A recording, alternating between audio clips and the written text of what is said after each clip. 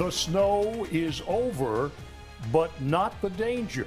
As a matter of fact, freezing temperatures will be back tonight, meaning, Debbie, anything that has thawed will refreeze tonight and cause dangerous conditions out on the highway.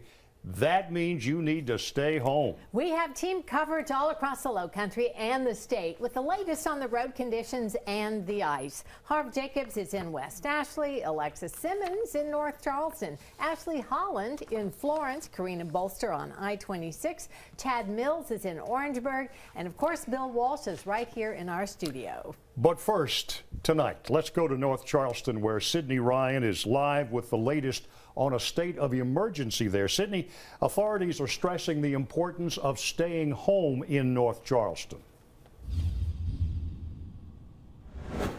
Bill, they're absolutely telling folks to stay off of the roadways because of this dangerous winter weather conditions that we're seeing. But joining me now to tell me more about this is Butch Barfield. Now, Butch is with the city of North Charleston. Butch, thank you so much for joining us out here in the cold temperatures, first and foremost. But why did Mayor Keith Summey declare this state of emergency? Our roads, due to the conditions out there, are really dangerous, and as a result, it kind of gives a false sense of things were getting better as a result of temperatures getting above freezing today. Tonight, we're expecting those roads to deteriorate, and so we're just trying to prohibit people from driving on our public roads. It's dangerous out there. It's dangerous for them, it's dangerous for others, and it's extremely dangerous for our law enforcement and our first responders.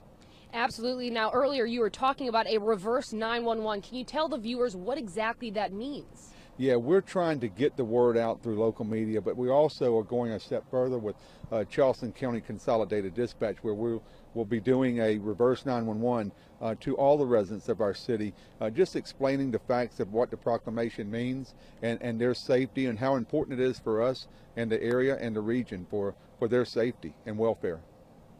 All right, very good. And lastly, when do you expect the state of emergency to be lifted here in North Charleston? Again, this will depend on the weather. We're expecting freezing temperatures up until 11 o'clock tomorrow.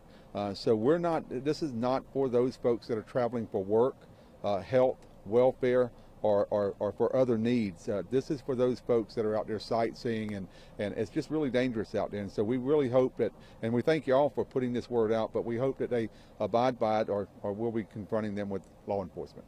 Absolutely. Thank you so much, Bush, for joining us. And I'll go inside and get back toasty. Thank you.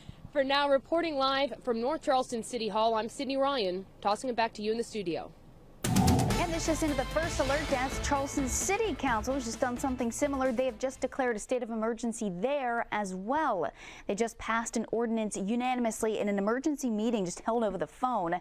Other local governments, they've also passed such emergency declarations, including Dorchester County. You heard Sydney Ryan up there in North Charleston. They have also done that, as well as Folly Beach.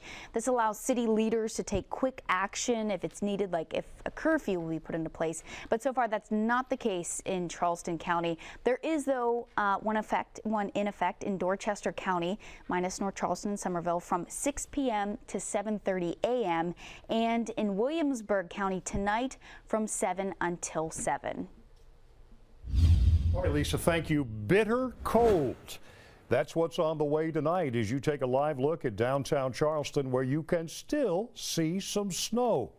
Chief Meteorologist Bill Walsh in the First Alert Weather Center right now. Bill, dangerously cold outside tonight. Indeed, Bill. That's why we called it a First Alert Weather Day again for tomorrow and into Saturday, but only for the nighttime hours because, obviously, of the cold temperatures. So when will we have this First Alert weather? Well, again, we're talking about tonight and into Friday night for refreezing roadways and dangerous cold.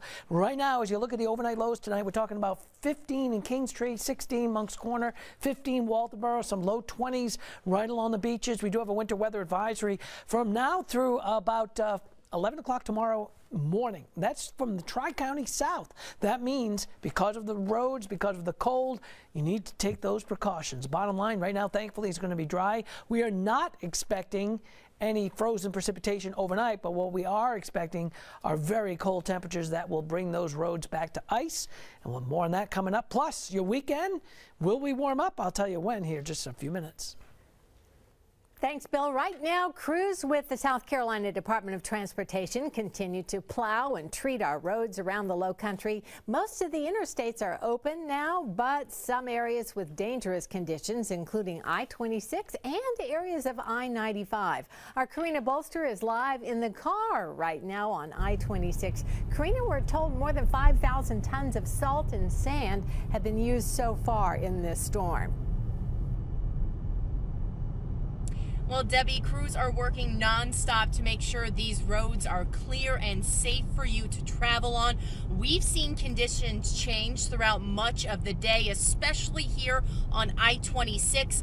They have finally become more visible, but there are still some areas of concern. Let me turn this camera around for you just to see what I'm talking about. As you can see right now, we are on I-26 heading eastbound towards downtown Charleston.